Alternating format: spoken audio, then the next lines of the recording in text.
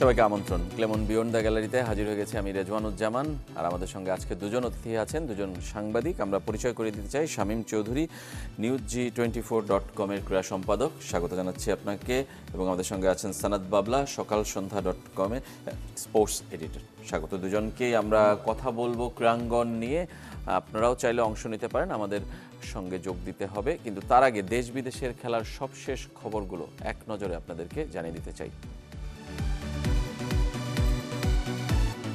দ্বিতীয় টি-20 খেলতে দিল্লিতে এখন বাংলাদেশ দল। গোয়ালিয়রের ব্যর্থতা ভুলতে সাহস দিচ্ছে ইতিহাস।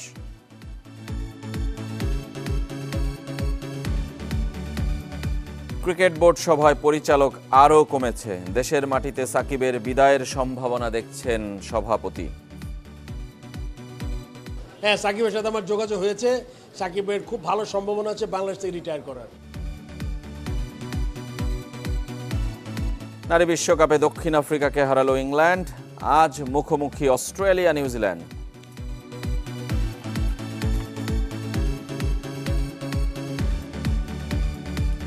ফুটবল ফেডারেশন নির্বাচনের তফসিল ঘোষণা। 9 অক্টোবর থেকে মনোনয়ন বিক্রি, 26 অক্টোবর ভোট।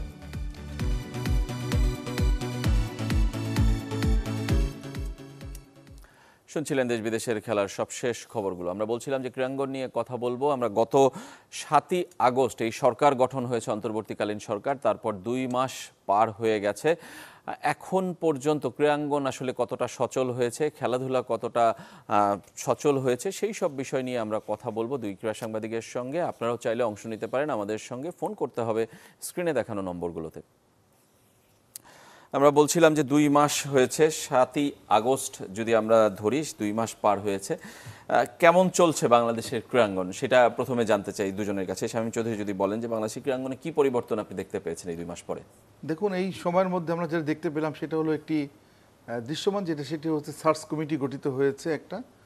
সেই সার্চ কমিটির মাধ্যমে তারা কিছু সুনির্দিষ্ট প্রস্তাবনা চেয়েছে। বিভিন্ন ফেডারেশনের সাথে তারা দফায় দফায় কথা বলছেন, এবং সেখানে আপনি দেখবেন যে এর বাইরেও তারা যেটা কাজ করছে সেটা হল দৃশ্যমান। সেটা হল 42টি ক্রীড়া ফেডারেশনের সভাপতি পদ শূন্য করা হয়েছে। আপনি জানেন বেশ কিছু ফেডারেশনের যারা সাধারণ সম্পাদক ছিলেন, দাপ্তরিক কাজ করতেন, তারা এখন দেশের বাইরে বা বিভিন্ন আত্মগোপনে আছেন। এখন আপনার ফেডারেশনগুলোর সংস্কারের কাজটাই তারা মূলত করছেন। যত জেনেছি সেটা হলো তারা এই গঠনতন্ত্রের যে সংশোধন তারা করতে চায়, কারণ এখানে কিছু সংশোধন না করলে আপনি কিছু কথা উঠছে যে একই ফেডারেশনে একই ব্যক্তি দীর্ঘদিন ধরে একই পদে আছেন, এরকম বেশ কিছু ঘটনা আছে। সেইটা নিয়ে কিন্তু ইতিমধ্যে যে মত বিনিময় সভা করেছেন, এই প্রসঙ্গগুলো কিন্তু আসছে। এই বিষয়গুলো নিয়ে ক্রীড়া উপদেষ্টা মহোদয় উনি একটু নির্দেশনা আছেন যে এইখান থেকে আপনি কতটা সহজ করা যায়, এত সময় লম্বা সময় না হয়ে। এটা তিনি 2 মেয়াদের কথা বলেছেন, এক পদে 2 মেয়াদের বেশি নয়, একই পদে এইভাবে উনি একটা রূপরেখা চাচ্ছেন। এখন এই রূপরেখাগুলো করতে হলে যদি সময়টা, আপনি যেটা বললেন যে 2 মাস হয়ে গেছে, দৃশ্যমান কি অগ্রগতিটা, এই 2 মাস যদি আপনার এখানে লেগে যায়, ক্রীড়াঙ্গনে পরবর্তী নির্বাচনের মাধ্যমে যদি ক্রীড়াঙ্গন আপনি গঠন করেন বা অন্তর্বর্তীকালীন কমিটি গঠন করেন বিভিন্ন ক্ষেত্রে, যেমন আপনি 3টা ফেডারেশন বাদ দিয়ে ফুটবল, ক্রিকেট এবং অলিম্পিক, বাকিগুলোতে কিন্তু এনএসসি তাদের যে কোনো ধারা প্রয়োগ করে এই ফেডারেশনগুলো চেঞ্জ আনতে পারে, এবং সেই ক্ষমতা যেহেতু তাদের আছে, আমার মনে হয় দ্রুততম সময়ের মধ্যে সেটা করে দেওয়া ভালো। না হলে কিন্তু এর মধ্যে আপনি আরও একটা কিছু আছে, সেটা হলো কি সকল জেলা এবং উপজেলা ক্রীড়া সংস্থা, বিভাগীয় ক্রীড়া সংস্থাও কিন্তু আপনার বিদ্যমান কমিটি ডিজলভ করে, এবং সেখানে অন্তর্বর্তীকালীন কমিটি কিন্তু গঠিত হয় নাই। আপনাকে একটা দেওয়া হচ্ছে যে একটা রূপরেখা, যে আপনি এত সদস্যের কমিটি হবে, যেখানে একজন ছাত্র প্রতিনিধি এবং একজন সাংবাদিক প্রতিনিধি থাকবেন। এই জাস্ট এভাবে করে দেওয়া হয়েছে। আমার মনে হচ্ছে সময়টা একটু বিলম্বিত হয়ে যাচ্ছে, কারণ এখানে কিন্তু খেলাধুলা ব্যাহত হচ্ছে। দেশের যেটা ঘরোয়া স্পোর্টসটা পুরোপুরি ব্যাহতই এখন, অনেক দীর্ঘদিন ধরে কোনো ঘরোয়া খেলা। এই জায়গায় আমি আসতে চাই, একটু বাবুর কাছে জানতে চাই যে খেলাধুলা আসলে সবকিছুর মূলে তো আসলে খেলাটা চালু করা, মাঠের খেলাটা চালু করা, সেই জন্যই এত আয়োজন কিংবা এত সংস্কারের চিন্তা। সেই জায়গাটাই কি একটু দেরি হয়ে যাচ্ছে কিনা? কোনো খেলা আমরা গত 2 মাসেও পাইনি।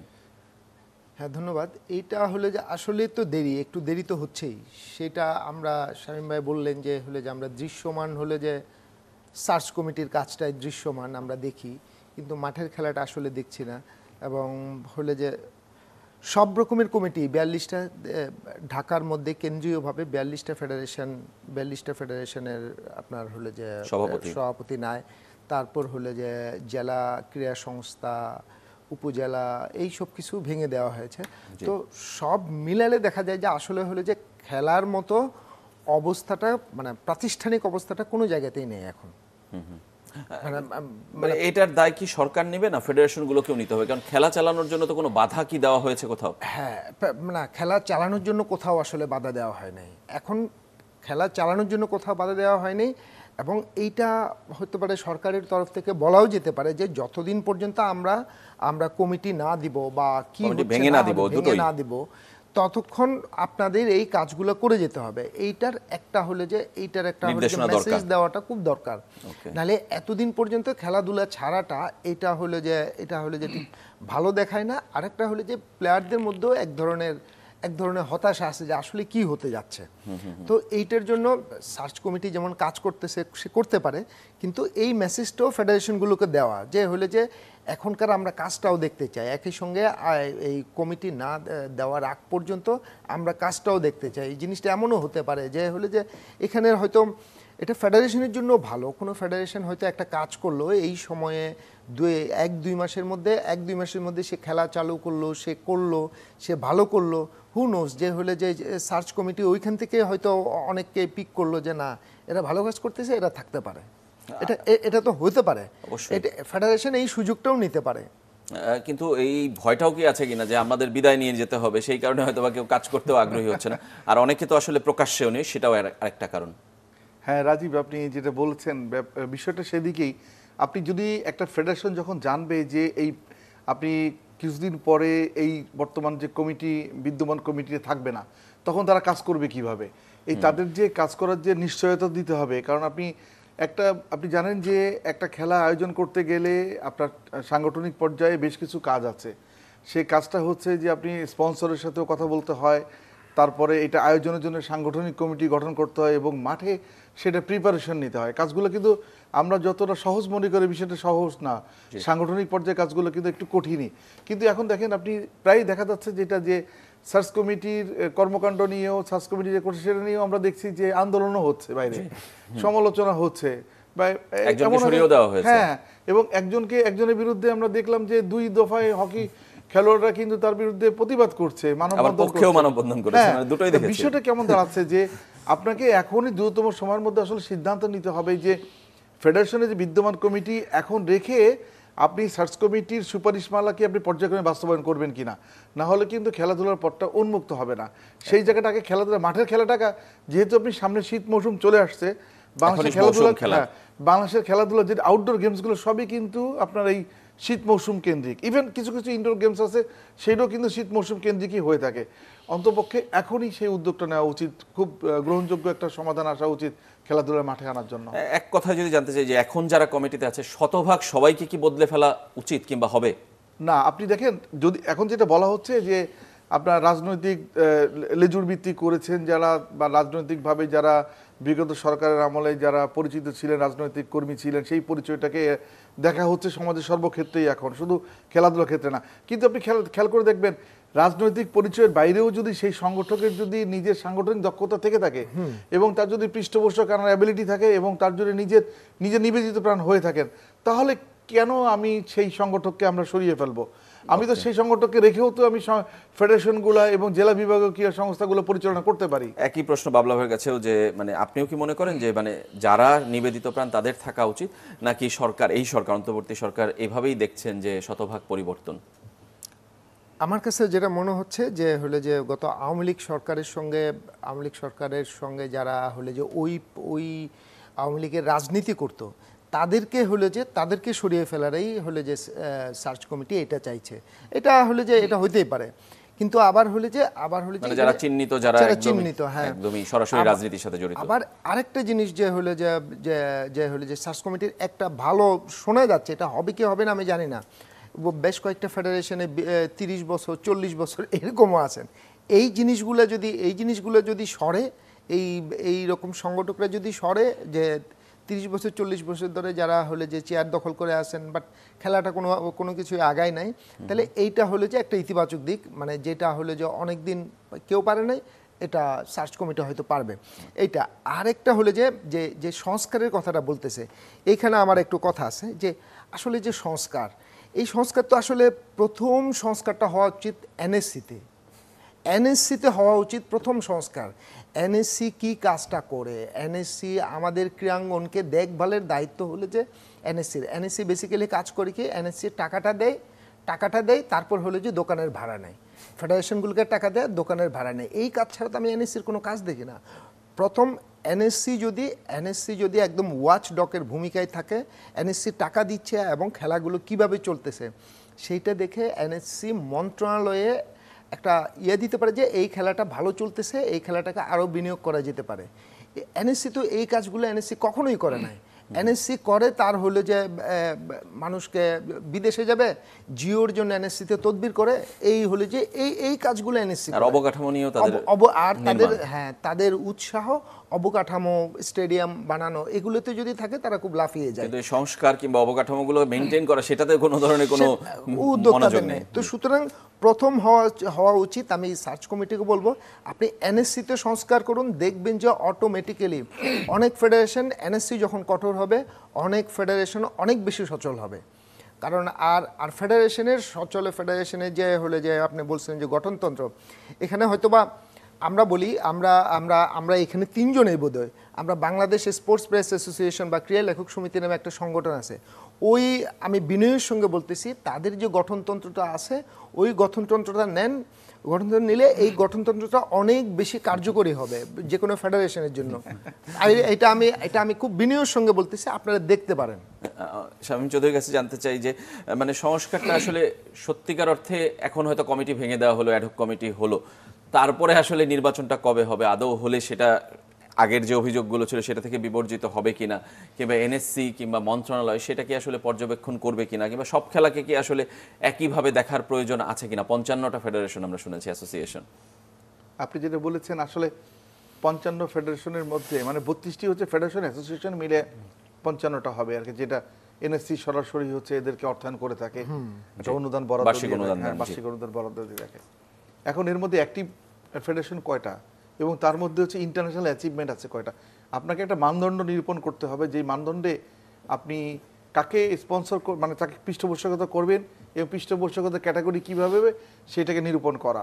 আমরা জানি ইতিমধ্যে যে বেশ কিছু ফেডারেশনের আপনার পৃষ্ঠপোষক আছে স্পন্সর করার জন্য, কিন্তু যাদের নেই তাদের ক্ষেত্রে কতটা করা যায় সেই বিষয়টা আনতে হবে। আপনি আরেকটা কথা বলছেন, সেটা হচ্ছে নির্বাচনের কথা বলছেন আপনি, সরি, নির্বাচন প্রক্রিয়াটা কিন্তু সহজ নয়, কারণ আপনি এখন যে ফরম্যাটটা দাঁড় করেছেন এই ফরম্যাটে কিন্তু আপনি যদি জেলা বিভাগীয় ক্রীড়া সংগঠন মানে ক্রীড়া সংস্থা আপনি তৈরি করেন, তাহলে কিন্তু এটা কিন্তু নির্বাচনমুখী হচ্ছে না, কারণ এত কম সংখ্যক সদস্য নিয়ে কিন্তু জেলা লোককে 7-8টা ফেডারেশনে কাউন্সিলর হতে হবে, মানে যদি এটা কিন্তু অসম্ভব হয়ে যাবে। কারণ আর যাই হোক না কেন, একটা অর্থে কিন্তু আমাদের এর মধ্যে কিন্তু বেশ কিছু বড় বড় গেমস হওয়াতে আপনার যে তৃণমূল পর্যায়ে সংগঠক তৈরি হয়ে গেছে। যদি এখন ফেডারেশন বলে, যদি এখন জাতীয় ক্রীড়া পরিষদ বা ক্রীড়া মন্ত্রণালয় থেকে বলা হয় সংগঠক তৈরি হয় না, কথাটা কিন্তু ঠিক হবে না।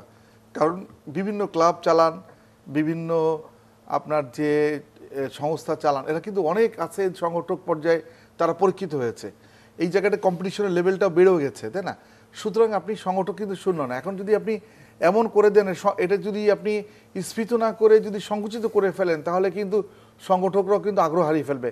সুতরাং নির্বাচনমুখী করতে গেলে যেই গঠনতন্ত্র প্রণয়ন করা দরকার এবং যেই কাঠামোটা ফেডারেশনগুলা বা আপনার যে জেলা বিভাগের জন্য প্রযোজ্য হওয়া উচিত, সেই কাঠামোটা এখনও কিন্তু আমরা দেখছি না। যেটা বিদ্যমান ছিল, ধরেন একটা ফেডারেশনে 25 জন সদস্য ছিল, এখন সেই ফেডারেশনটাকে যদি আপনি নামিয়ে আনেন 7-8 জনে, তাহলে সেই ফেডারেশন পরিচালনা করবে কিভাবে? কারণ একটা ফেডারেশনে কিন্তু জাতীয় পর্যায়ের খেলাধুলা আয়োজন করতে গেলে কিন্তু অনেক আপনার উইং দরকার হয়, সেই উইংগুলো কিন্তু আপনার ভেঙে যাবে। অর্থাৎ একই লোককে কিন্তু অনেক বেশি কাজ করতে হবে, এবং যেহেতু যারা আসে এখানে বেশিরভাগই হচ্ছে একটা অনারারি ভিত্তিতে আসে, তারা কিন্তু এখানে অলংকারিক পদেই আসে, তাদের হয় ব্যবসা আছে না চাকরি আছে, বিভিন্ন জায়গার থেকে আসার পরে তারা বিকেলবেলা ফেডারেশনে বসে। বা ক্রীড়া সংস্থাগুলোতে বসে। এই বিষয়গুলো আসলে ভাবা দরকার। অবশ্যই আমরা আরো কথা বলবো আপনাদের দুজনের সঙ্গেই। গত সরকারের অনিয়ম দুর্নীতির আসলে সংস্কার কিংবা প্রকাশ হচ্ছে কিনা সে বিষয়ে আলোচনা করতে চাই। একটা ছোট্ট বিরতি থেকে ফিরে আসার পর ক্লেমন বিয়ন্ড দ্য গ্যালারিতে আমাদের সঙ্গেই থাকবেন।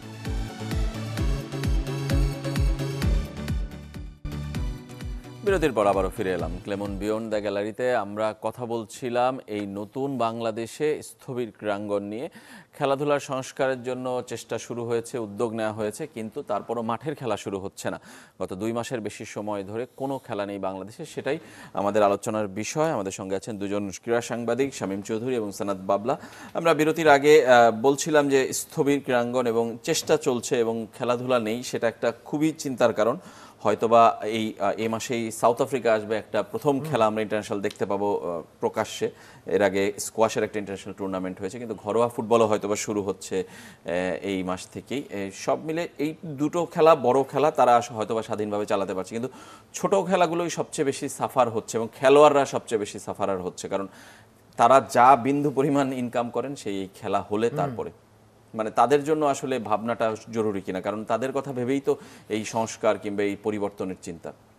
হ্যাঁ, অবশ্যই তাদের জন্য তো খুবই জরুরি। যেমন ধরেন যে ছোটোখাটো খেলা, ধরেন যে কাবাডি আছে, তারপর বাস্কেটবল, ব্যাডমিন্টন বলি, ভলিবল বলি, এগুলো ম্যাক্সিমাম খেলাগুলো দেখবেন যে কোনো বাহিনীর টিমগুলো করে, তখন তাদের জন্য এইখানে খেলা হলে পরে তাদের হলে যে কিছুটা ইনকাম হয়। তো সুতরাং এই ইয়েগুলা দিয়ে দেওয়া দরকার কমিটিগুলা। তো সার্চ কমিটি আসলে হলে যে প্রতিদিনেই 1-2টা করে যদি দেয়, তাহলে হলে যে জিনিসটা এখন হলে যে চলতে শুরু করবে, এবং 1-2টা কমিটি দিলে এই ফেডারেশনগুলো চলতে শুরু করবে, এবং এই উদ্যোগটা নেওয়াটা খুব জরুরি। এবং এই কমিটি বা হলে যে উপদেষ্টা, ওনাদেরকে বুঝতে হবে যে খেলাধুলা যতদিন হলে যে মাঠের বাইরে থাকবে, তাতে করে এই কথাগুলো অনেক বেশি হবে। এই যে খেলা নেই, 2 মাস 2.5 মাস খেলা নেই, এই কথাগুলো বেশি হবে। সুতরাং খেলাটা মাঠে গড়াতে দেন। মাঠে গড়ালেই দেখবেন যে আপনিও অনেক সুযোগ পাবেন যে রিফর্ম করার, আপনি আপনার মতো রিফর্ম করতে পারবেন। কিন্তু এই আজকে ধরেন যে 5টা ফেডারেশন বা 3টা ফেডারেশন দিলেন, ওই 3টা ফেডারেশনকে আপনি নির্দেশনা দিলেন যে অতি সত্বর খেলাগুলো শুরু করার জন্য এবং নির্বাচনী প্রক্রিয়া শুরু করার জন্য একটা সময় বেঁধে দেওয়া। কারণ হলো যে এই কমিটি তো অ্যাডহক কমিটি, এই কমিটি দেওয়া মানেই যে এটা শেষ কথা তা না। সুতরাং এই কমিটি আপনার যারা এই সার্চ কমিটি একটা কমিটির প্রস্তাবনা দিল, একটা কমিটিকে অনুমোদন দিল, এইটা যে হলে যে বছরের পর বছর চলবে তা না। এদেরকে আপনি বেঁধে দেন যে 1 বছরের মধ্যে আপনি নির্বাচনটা করবেন। তাহলে হলে যে আমার এখনই এত যাচাই বাছাইয়ের আমার দরকার নাই। আমি বরং হলে যে ওই যে প্রিন্সিপালের জায়গা, যে হলে যে ফেডারেশনের গঠনতন্ত্রটা আমি হলে যে খুব মনোযোগ দিয়ে করি, এইটাতে যেন কোনো লুফল না হয়, যাতে আবার এরকম পরিস্থিতি তৈরি না হয়। এক একজন যেন হলে যে 20-30 বছর ধরে কোনো ফেডারেশনে আঁকড়ে ধরতে না পারে, খেলাটা যেন বিকশিত হতে পারে। এই প্রিন্সিপালের জায়গাটা ঠিক করে। অবশ্যই শামীম চৌধুরীর কাছে জানতে চাই যে আমরা বলছিলাম যে বিরতির আগে যে অনিয়ম দুর্নীতি হয়েছে কিনা গত মেয়াদে, সেটাও একটা খুব বড় আলোচনার বিষয় ছিল এই সরকার গঠনের পর কিংবা 5 আগস্ট পরবর্তী সময়। সেই জায়গায় ক্রীড়াঙ্গনে আসলে আপনি কি দেখতে পান, মানে দুর্নীতি কি হয়েছে আসলে, কিংবা হলে সেটা কি প্রমাণ করা পসিবল কিনা? দেখেন, আমি 3-4টা ফেডারেশনের বাইরে আমি যেতে চাচ্ছি না, কারণ আপনি প্রথমে হচ্ছে জাতীয় ক্রীড়া পরিষদ, এটা কিন্তু যতবারই জাতীয় ক্রীড়া পরিষদ নিজেরা আপনার মহাহিসাব নিরীক্ষক দিয়ে তারা অডিট রিপোর্ট করে, প্রত্যেকবারে অডিট আপত্তি পড়ে। এটা আমার অনেক আগে ইতিপূর্বে অনেক রিপোর্ট লিখছি নিয়ে। আর হচ্ছে দেশের সবচেয়ে ধনাঢ্য ফেডারেশন হচ্ছে ক্রিকেট বোর্ড, তারপরে হচ্ছে ফুটবল ফেডারেশন এবং বাংলাদেশ অলিম্পিক অ্যাসোসিয়েশন। আমার মনে হয় সরকার যদি একটু আন্তরিক হয় এবং সরকার যদি এইখানে দুর্নীতি অনুসন্ধান করে, তাহলে কিছু দুর্নীতি চিত্র দেখতে পাবেন। আমি একটা ফেডারেশনের সম্পর্কে খুব ভালোভাবেই আমি অবগত, সেটা হলো ক্রিকেট বোর্ড, যেটা হচ্ছে যার বাজেট হচ্ছে আপনি এটাকে এই বর্তমান চলমান অর্থ বছরে যার বাজেট জাতীয় ক্রীড়া পরিষদের থেকেও বেশি, এবং এটা বিগত 10-12 বছরে কিন্তু এই অবস্থায় তৈরি হচ্ছে।